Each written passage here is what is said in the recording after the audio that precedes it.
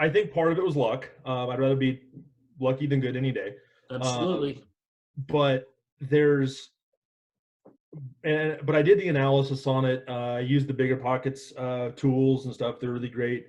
Um, and I knew it was good-ish, but it wasn't as good as some of the other stuff that was hitting the market that were fourplexes, or they were in better shape, or they were newer, or something like that. But the problem was I kept getting beat out by a bunch of cash buyers. I tried to go and get into a fourplex that was down here off of Brogan, south of town, south of the airport. Some of these new developments, and it's like, there was something that I could have gotten into, but someone comes in and offers less money but cash, so they took it, and it's like, okay, Sure. well, I don't have $500,000 in cash. I'm trying to finance, and so this triplex that I got was passed over because it didn't have quite the numbers as something else did. It was also near railroad tracks. Well, come to find out, that's the historic Boise Depot, so they don't run as often. It was old, but it was in decent shape. So, but it wasn't, because it was a triplex, you didn't have a lot of the owner occupieds going after it. It doesn't have a garage, so you didn't have people like that. It doesn't have a yard really, so it's kind of a unique little piece of property. And going back to some of the stuff that I've learned throughout my life is that when we had everybody going one way, and this is kind of that the The road blood in the less streets that we were traveled. talking about with Warren Buffett again, get greedy, whatever. Is everyone's going one way. It's like, find that other little thing that you can like diversify, that's a little off the beaten path, that you can scoop up.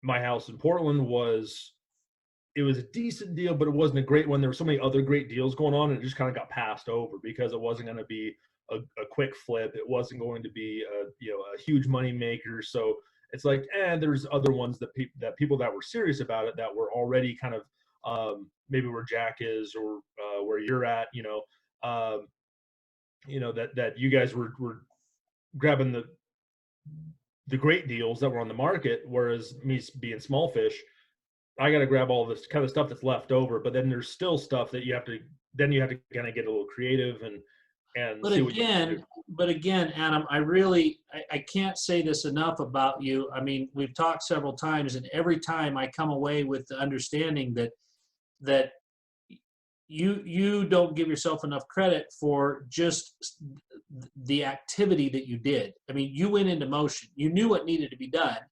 You had about every handicap you could have against you. You were young. You didn't have a formal real estate background. You went to some conferences. You didn't have capital. You were, I mean, from your story, the only thing you had going for you is good credit, and you were in a band, right?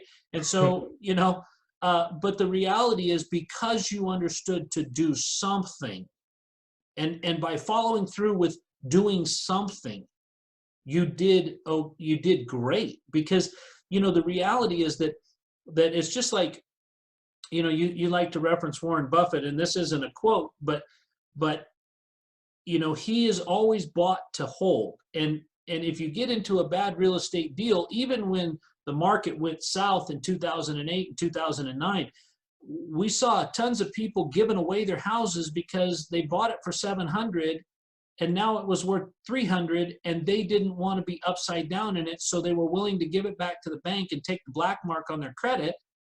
But now today that house is worth $900.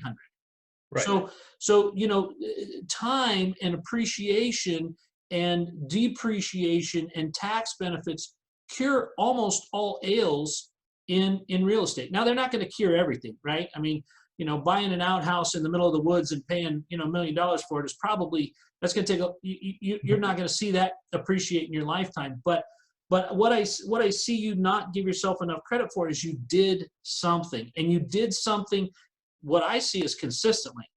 And so you've done that twice now.